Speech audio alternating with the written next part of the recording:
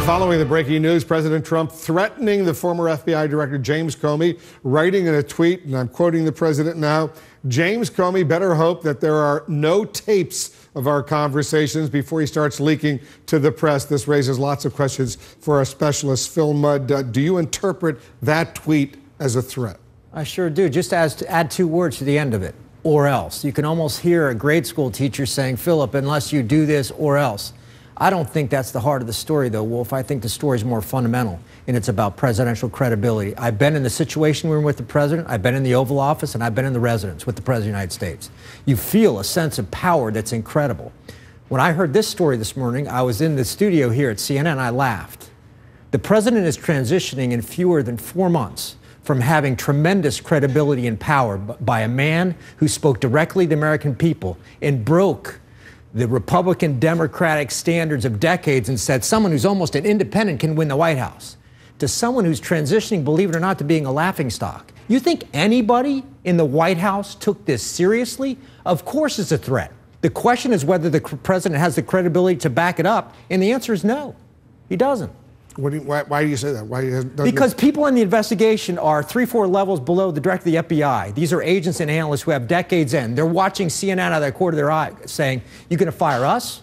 Are you going to eliminate the electronic records that show 10 months of investigation? Are you going to tell us when there's a new FBI director what we're going to say to the Department of Justice across the street? The answer is no. They will do what the facts tell them to do. You know, Donald Trump is used to threatening people. He's used to bullying people. This is the way he ran his business.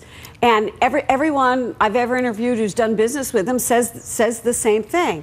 The problem for him is that you have to adjust. He's not running the Trump Organization anymore. He's running the country.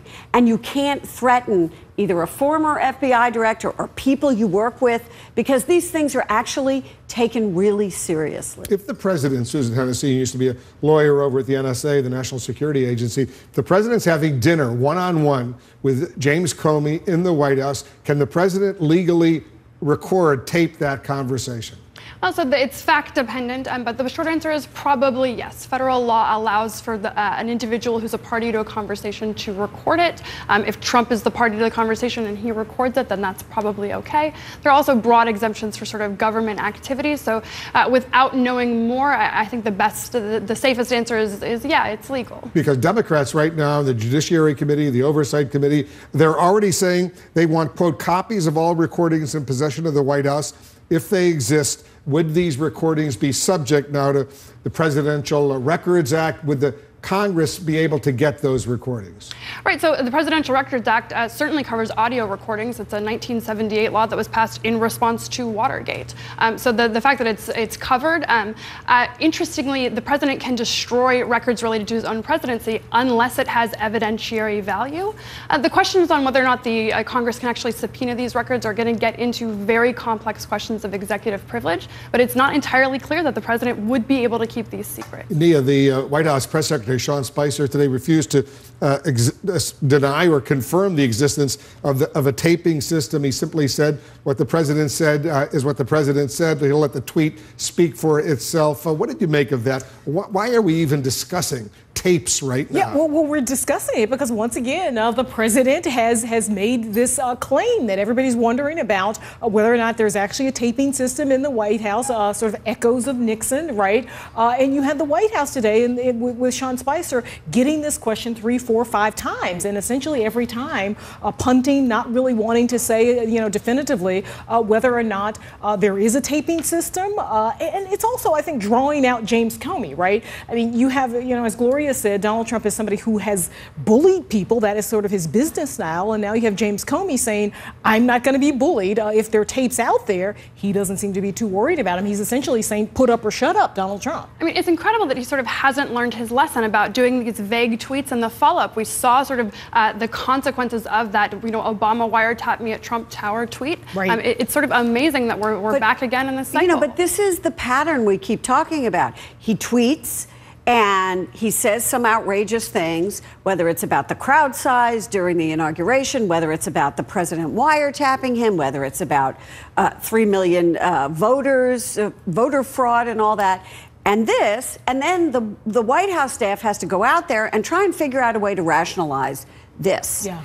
And it's not easy because Sean Spicer today didn't deny that there's a taping system. Now that the president's let the cat out of the bag, I think we have to assume the president does tape. He said the tweet speaks for itself. Go ahead. I mean, the problem here is that either answer is bad. Either Trump lied if he isn't recording these conversations, or he is recording those conversations, which has its own sort of set of problems. And then Comey says, according to Pam Brown sources, he's not worried if there isn't. Right. Listen, he gave another interview to Fox News today. Listen to this exchange.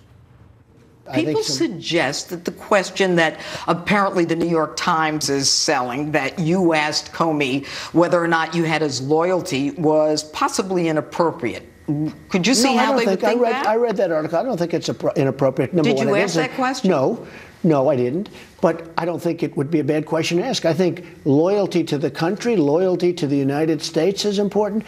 You know, I mean, it depends on how you define loyalty. Number one. Number two, I don't know how that got there because I didn't ask that question.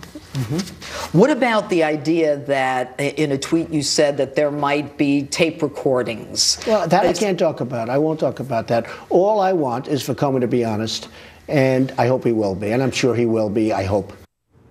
All right, Phil, what did you make of that? Well, look, I mean, first he mentioned the tapes in a tweet, and then he doesn't have the courage to talk about them when he's confronted with them. What, you can't answer a question? But when he's talking about loyalty, let's be clear here. Let's play another tape. It's a notional tape of a dinner.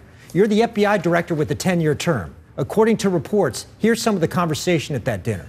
Let's talk about your tenure as FBI director in the midst of the highest profile investigation the FBI has had in years, higher profile than the Clinton investigation. Let's talk about your tenure. Then let's talk about whether you're loyal to the president. In the midst of a conversation about whether you remain as FBI director. Then tell me, Mr. Director, am I under investigation? If you take these questions in isolation, you might simply say it's appropriate for me to ask one of my subordinates whether they're loyal. If you put them in combination, you've got to say this is another version of corruption.